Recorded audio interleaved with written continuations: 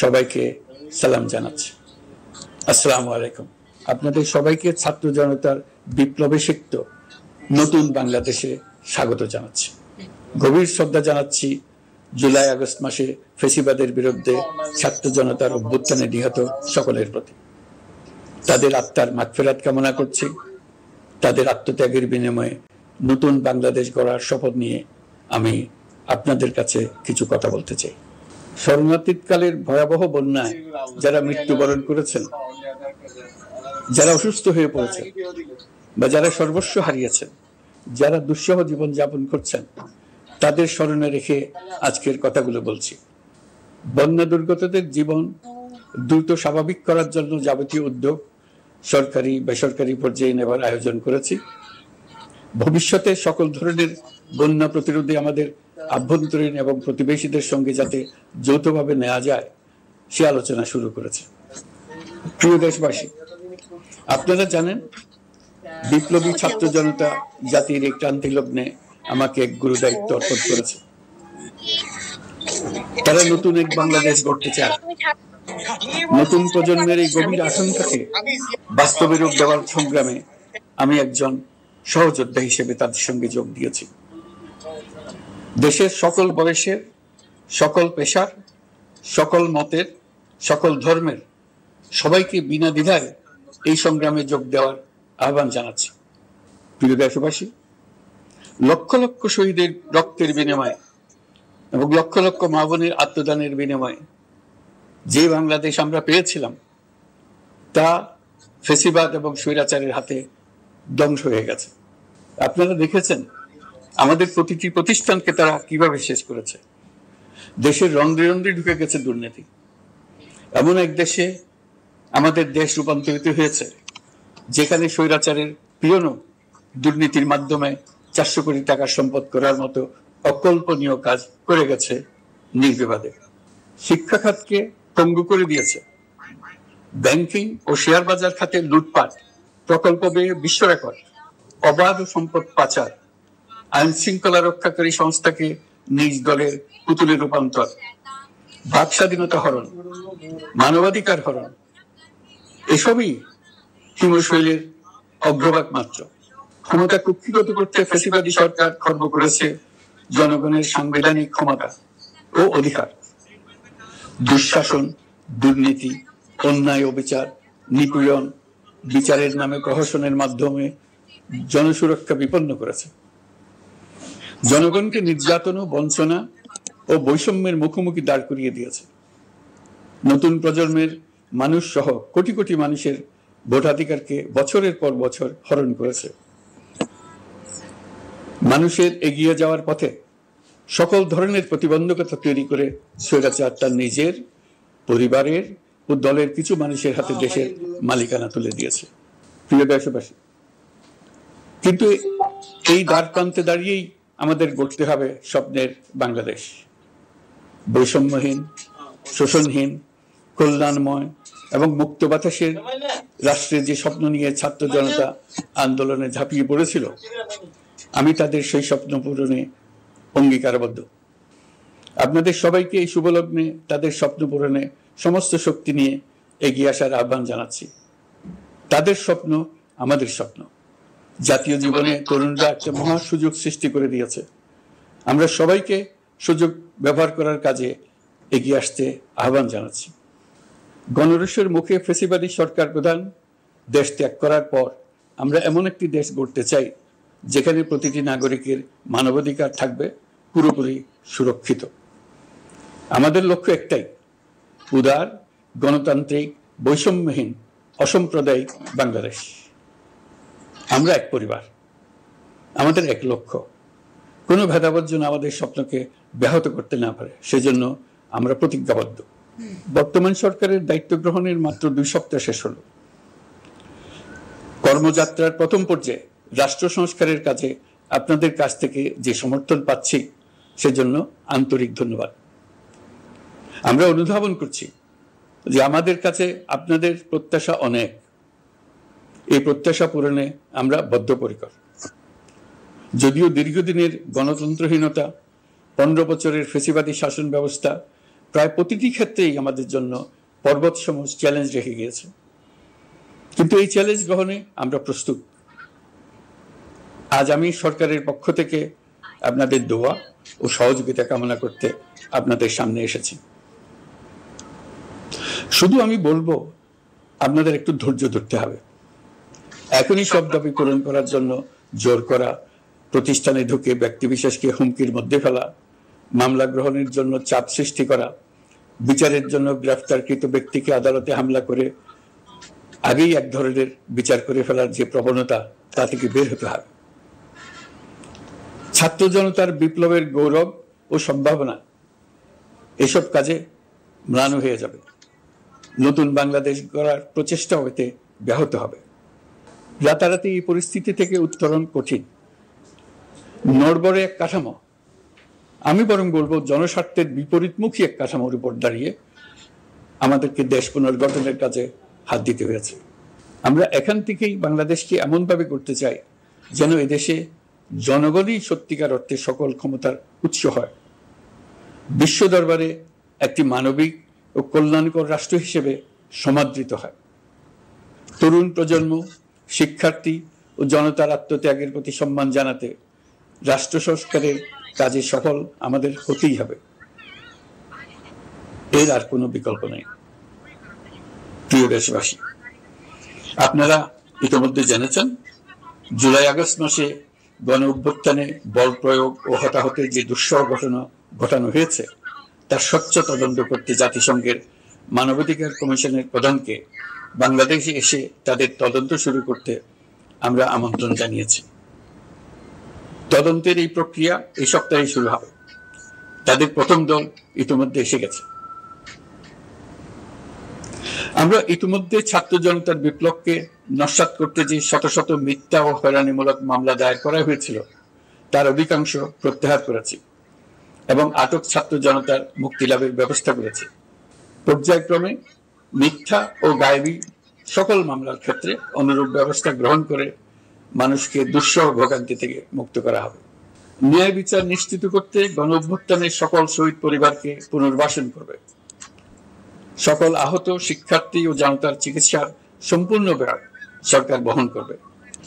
সেই লক্ষ্যে স্বাস্থ্য মন্ত্রণালয়ের নেতৃত্বে উপদেষ্টা পরিষদে বৈষম্য বিরোধী ছাত্র আন্দোলনের প্রতিনিধিত্বকারী 2 জন উপদেষ্টার সহায়তায় একটা পূর্ণাঙ্গ তালিকা প্রস্তুত করা হচ্ছে। এই কার্যক্রমের জন্য এবং গণ অভ্যুত্থানের শহীদদের স্মৃতি ধরে রাখতে সরকার অতি দ্রুত জুলাই গণহত্যা স্মৃতি ফাউন্ডেশন নামে একটি ফাউন্ডেশন প্রতিষ্ঠা করার প্রক্রিয়া শেষ পর্যায়ে এনেছে। আপনাদের সবার এবং বিদেশে অবস্থানরত ভাই বোনদের অনুদান এই প্রতিষ্ঠানে পাঠানোর জন্য অনুরোধ করছি। আমি ব্যক্তিগতভাবে এই প্রতিষ্ঠানের চেয়ারম্যানের পদ গ্রহণ করেছি। প্রিয় দেশবাসী, আপনারা লক্ষ্য করেছেন দায়িত্ব গ্রহণ করেই আমাদেরকে আইন শৃঙ্খলা অঙ্গনে অস্থির পরিস্থিতি সামাল দিতে হয়েছে। আপনাদের সহযোগিতা ও সমর্থনে দেশপ্রেমিক সকল আইন শৃঙ্খলা রক্ষাকারী বাহিনী কাজে যোগ দিয়েছে। ফ্যাসিবাদী সরকার প্রশাসনের চরম দলীয়করণ করার ফলে বিপুল সংখ্যক কর্মকর্তা কর্মচারী দীর্ঘদিন বৈষম্যের শিকার হয়েছেন। আমরা ইতিমধ্যে সংশোধনমূলক ব্যবস্থা গ্রহণ করতে আরম্ভ করেছি, তবে প্রশাসনকে গতিশীল রাখতে এবং একই সাথে সুনির্দিষ্ট পদ্ধতি অনুসরণ করে সঠিক সিদ্ধান্তে উপনীত হতে সময় প্রয়োজন। সেজন্য সকলকে ধৈর্য ধরার অনুরোধ করছি। প্রশাসনের সকল ক্ষেত্রে প্রতিষ্ঠানগুলো যেন জনগণের আস্থা ফিরে পায়, সেটি আমাদের অন্যতম উদ্দেশ্য। লুটপাট ও দুর্নীতির আখড়ায় পরিণত করা ব্যাংকিং খাতে সুশাসন নিশ্চিত করার জন্য আমরা উদ্যোগ নিয়েছি। এই খাতে দক্ষ জনবল নিয়োগ দেওয়া হচ্ছে। ব্যাংকিং খাতে শৃঙ্খলা স্থাপন, ব্যবসা বাণিজ্যে সহায়ক পরিবেশ তৈরি এবং জনগণের জীবনযাপন সহজ করতে নিত্য প্রয়োজনীয় দ্রব্যমূল্য ও মূল্যস্ফীতি নিয়ন্ত্রণে আনার আমরা উদ্যোগ সচল করেছি। ব্যাংকিং খাতে দীর্ঘমেয়াদী সংস্কারের জন্য ব্যাংক কমিশন গঠন করা হবে।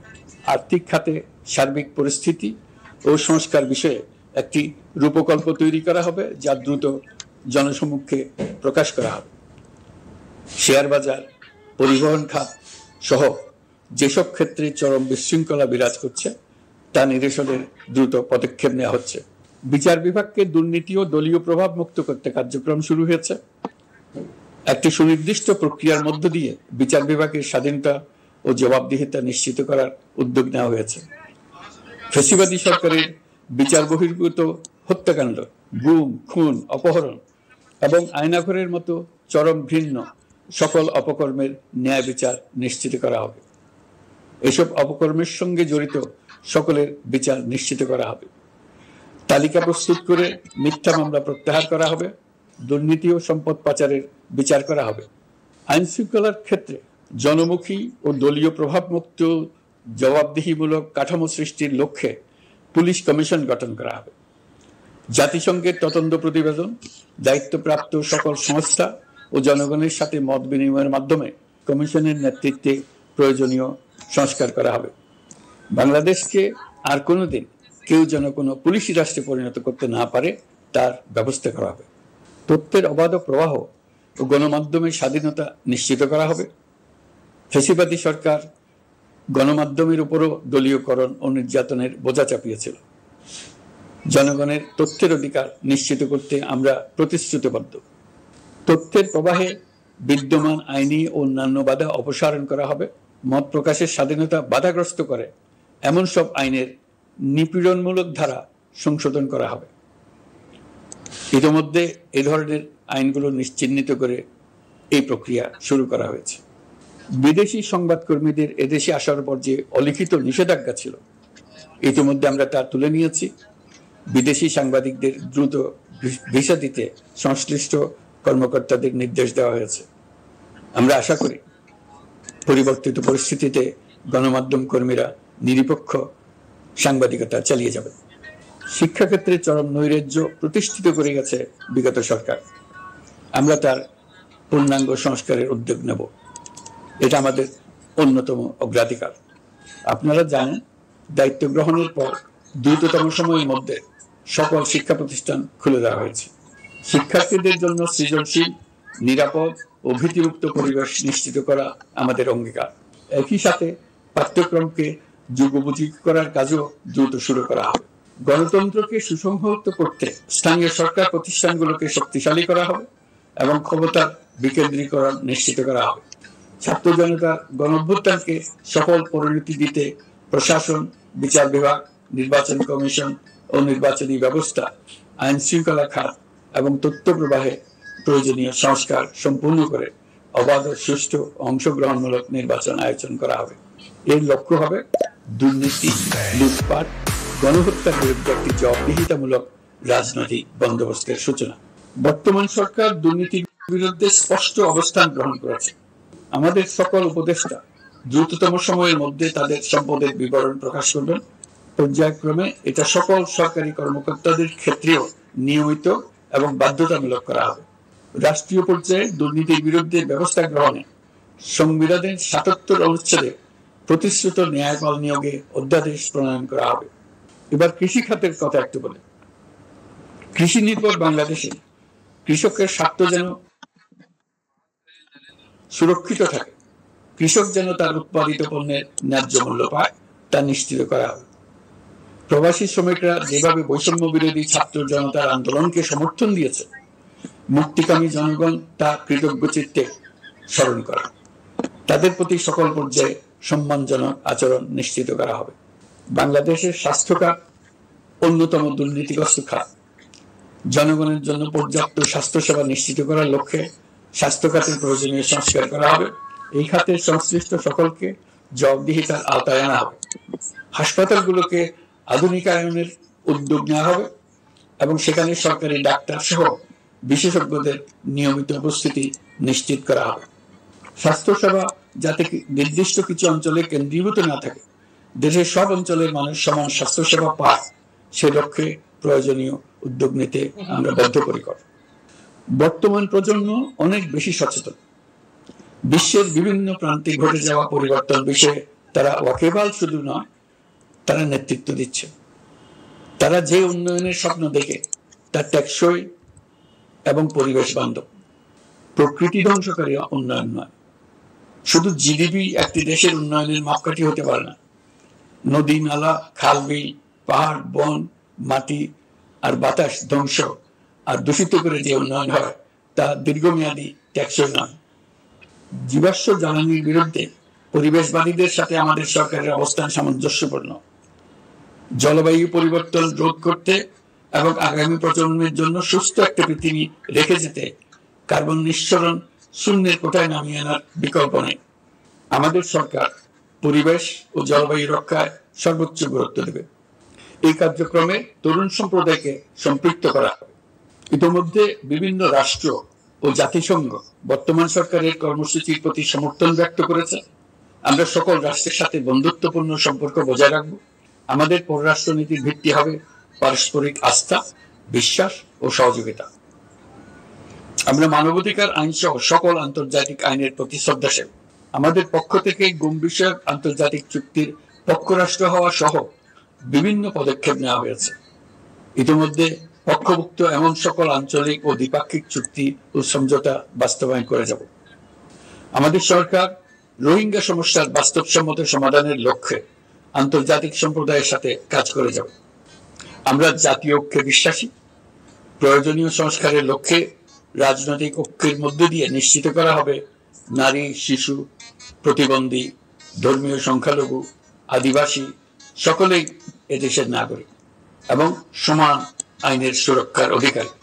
তাদের সকলের মানবিক অধিকার সহ অন্যান্য সকল অধিকার নিশ্চিত করার উদ্যোগ নেওয়া হবে। এই জন্য আমি উপদেষ্টা পদমর্যাদা সম্পন্ন একজন বিশেষ সহকারী নিয়োগ দিয়েছি, যার দায়িত্ব হবে জাতীয় সংহতি উন্নয়ন। বন্যা কবলিত এলাকার সকল মানুষের দুর্ভোগ লাঘবে সরকার সঠিক সহায়তা দেওয়ার জন্য সরকারের যত কার্যক্রম আছে তাদের সচল করেছে। ইতিমধ্যে উপদেষ্টাবৃন্দ বিভিন্ন এলাকার দায়িত্ব নিয়ে এলাকায় গেছেন। আমার কার্যালয়ে একটা নিয়ন্ত্রণ কক্ষ স্থাপন করা হয়েছে। বন্যা পরবর্তী কার্যক্রম নেওয়া হয়েছে। ভবিষ্যতে বন্যা নিয়ন্ত্রণের জন্য করণীয় কি স্থির করার জন্য পদক্ষেপ নেওয়া হচ্ছে। দেশপ্রেমিক সেনাবাহিনী, পুলিশ, বিজিবি, র্যাবকে গুম নির্যাতনের কাজে লাগিয়ে তাদের কলঙ্কিত করা হয়েছে। তারা দেশের গৌরব। তাদেরও কিছু অতি উৎসাহী সদস্যের কারণে পুরো বাহিনীকে আমরা কলঙ্কিত দেখতে চাই না। আমরা অপরাধীদের চিহ্নিত করতে চাই এবং তাদের শাস্তি দিতে চাই, যেন ভবিষ্যতে কারো হুকুমে দেশপ্রেমিক কোন বাহিনীর, পুলিশের, র্যাবের কোন সদস্য হত্যাকাণ্ড, গুম ও অত্যাচারে জড়িত হওয়ার সাহস না করে। তাদের কাছে হুকুম যত বড় কর্তৃপক্ষের কাছ থেকে আসুক না কেন, তারা তা উপেক্ষা করবে। ভবিষ্যতে উপরওয়ালার হুকুমে এমন ঘৃণ্য কাজ করতে বাধ্য হয়েছে এমন ব্যাখ্যা কারো কাছে গৃহীত না হয় তার ব্যবস্থা করা হবে। আমি দেশরক্ষা বাহিনী, পুলিশ বাহিনী এবং অন্যান্য সকল বাহিনীকে নির্দেশ দিয়েছি তারা তাদের মধ্যে যারা হত্যাকাণ্ড, গুম, খুন বা শারীরিক মানসিক অত্যাচারে সরাসরি জড়িত তাদের চিহ্নিত করে বিচারের ব্যবস্থা করতে। যারা গুম হয়েছে, হত্যার শিকার হয়েছে তাদের তালিকা প্রস্তুত করতে। তাদের পরিবার সমূহকে সান্ত্বনা দেওয়ার ভাষা আমার নাই। তাদের জীবনের শান্তি ফিরিয়ে আনতে আমরা প্রচেষ্টা অব্যাহত রাখব। আমি সকল দেশরক্ষা বাহিনী ও আইন শৃঙ্খলা বাহিনীকে তাদের উপর জনগণের সম্পূর্ণ আস্থা ফিরিয়ে আনতে সকল পদক্ষেপ গ্রহণ করতে নির্দেশ দিয়েছি। গত 15 বছরের দুর্নীতি, অর্থ পাচার ও জনস্বার্থ বিরোধী চুক্তি স্বাক্ষর, প্রকল্পের নামে লুটপাট ইত্যাদি তথ্য নিয়ে একটি শ্বেতপত্র প্রণয়নের জন্য আমি ইতিমধ্যে একটি কমিটি গঠন করেছি। আমি বিভিন্ন দেশের রাষ্ট্রদূত এবং দাতা সংস্থার প্রতিনিধিদের সঙ্গে বৈঠক করেছি এবং করে যাচ্ছি। ছাত্র জনতার গণঅভ্যুত্থানের পর দেশ গঠনের জন্য সকল প্রকার আর্থিক অন্যান্য সহযোগিতার জন্য তাদেরকে অনুরোধ জানাচ্ছি। তারা এ ব্যাপারে আগ্রহ দেখাচ্ছে। তাদের কাছে আমাদের প্রস্তাব সমূহ প্রণয়ন করে দ্রুত পাঠানোর ব্যবস্থা নিয়েছে। তাদেরকে অনুরোধ জানিয়েছে তারা যেন পরিস্থিতির কারণে অতি দ্রুত অর্থ ছাড় করার ব্যবস্থা নেন। তাদেরকেও বলেছি যে অবস্থার মধ্য দিয়ে আমরা যাচ্ছি তা যেমন একটি দুর্যোগপূর্ণ সময়, তেমনি এটা জাতির জীবনে মস্ত বড় সুযোগ। এই সুযোগকে যেন আমরা পূর্ণভাবে কাজে লাগাতে পারি, সেজন্য তাদের সহযোগিতা চেয়েছে। এই গণ অভ্যুত্থানে বিদেশি অবস্থানকারী বাংলাদেশিরা অত্যন্ত গুরুত্বপূর্ণ ভূমিকা পালন করেছেন। জাতি তাদের অবদান বিশেষভাবে স্মরণ করবে। নতুন বাংলাদেশ গড়ার কাজে আমরা তাদের অংশগ্রহণ চাইব। আমাদের একটি লক্ষ্য হবে বিদেশগামী এবং প্রত্যাবর্তনকারী প্রত্যেক প্রবাসী শ্রমিককে মর্যাদা ও সম্মানের সঙ্গে দেশে আসা এবং যাওয়া নিশ্চিত করা। সে ব্যাপারে শিগগিরই পদক্ষেপ নেওয়া হবে। বিদেশি অবস্থানরত সকলের কাছে আমার আবেদন, তারা যেন তাদের উপার্জিত অর্থ অফিসিয়াল চ্যানেলে দেশে পাঠান। দেশের অর্থনৈতিক সংকট উত্তরণে এই অর্থ বিশেষভাবে প্রয়োজন। কি কি ব্যবস্থা নিলে তাদের জন্য অফিসিয়াল চ্যানেলে অর্থ পাঠানো সহজ হবে সেটা সম্বন্ধে আমরা তাদের পরামর্শ নেব। সারা দেশ ঘুষের মহাসমুদ্রে নিমজ্জিত। কিভাবে ঘুষ থেকে আমরা মুক্ত হতে পারি তার জন্য আমাদের পরামর্শ দেন। শুধু এই কাজটা নিয়ে অগ্রসর হতে পারলেই আমি মনে করি দেশের জন্য এই সরকার একটা গুরুত্বপূর্ণ অবদান রেখে গেছে বলে স্মরণীয় হয়ে থাকবে। আমি কথা দিচ্ছি, এই ব্যাপারে আমি আমার সর্বশক্তি নিয়োজিত করব। আমাদের দায়িত্ব দেশের সকল মানুষকে একটি পরিবারের বন্ধনে আবদ্ধ করা। পরিবারে মতভেদ থাকবে, বাকবিতণ্ডা হবে, কিন্তু আমরা ভাই বোন, আমরা বাবা মা, আমরা কেউ কারো শত্রু না। কাউকে তার মতের জন্য শত্রু মনে করব না, কাউকে ধর্মের কারণে শত্রু মনে করব না, কাউকে লিঙ্গের কারণে শত্রু মনে করব না। আমরা সবাই সমান, কেউ কারো উপরে, কেউ কারো নিচে না। এই ধারণা আমরা জাতীয় জীবনের সর্বক্ষেত্রে প্রতিষ্ঠিত করতে চাই। একটা বিশেষ ব্যাপারে আমরা আপনাদের সহযোগিতা চাচ্ছি। আমাদের দায়িত্ব গ্রহণের পর থেকে প্রতিদিন সচিবালয়ে, আমার অফিসের আশেপাশে, শহরের বিভিন্ন স্থানে সমাবেশ করা হচ্ছে। গত 16 বছরের অনেক দুঃখ কষ্ট আপনাদের জমা আছে, সেটা আমরা বুঝি। আমাদের যদি কাজ করতে না দেন তাহলে দুঃখ ঘোচানোর সকল পথ বন্ধ হয়ে যাবে। আপনাদের কাছে একান্ত অনুরোধ, আমাদের কাজ করতে দেন। আপনাদের যা চাওয়া তা লিখিতভাবে আমাদেরকে দিয়ে যান। আমরা আপনাদের বিপক্ষ দল নয়। আইনসঙ্গতভাবে যা কিছু করার আছে আমরা অবশ্যই তা করব, কিন্তু আমাদেরকে ঘেরাও করে এই গুরুত্বপূর্ণ দিনগুলোতে আমাদের কাজে বাধা দেবেন না। সবাই মিলে তাদের বোঝান, তারা যেন এই সময়ে তাদের অভিযোগের প্রতি দৃষ্টি আকর্ষণের জন্য আমাদের দৈনন্দিন গুরুত্বপূর্ণ কাজে বাধা না দেন। একটা বিষয়ে সবাই জানতে আগ্রহী, কখন আমাদের সরকার বিদায় নেবে। এটার জবাব আপনাদের হাতে। কখন আপনারা আমাদেরকে বিদায় দেবেন?